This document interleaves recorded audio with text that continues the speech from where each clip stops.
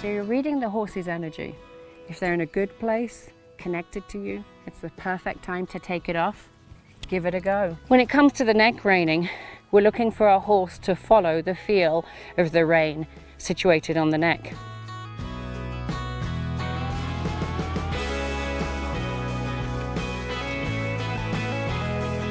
Excalibur loves the variety of the obstacle course, and for me it teaches them equally as much about their body as much as it does keeping their mind occupied. He picks up his feet, he moves correctly, he has some enjoyment out of it. The faster he goes, the better for him.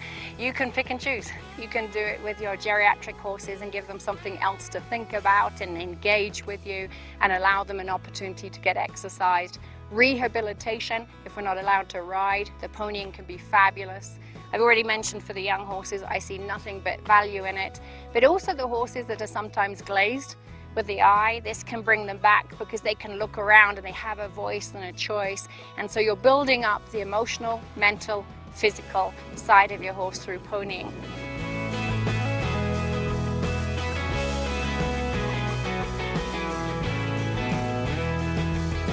You can literally feel the heartbeat on occasions, and you can feel every single muscle move and the motion of the horse. There's nothing quite like building the trust towards each other. You've got to learn to trust them. They have to trust you.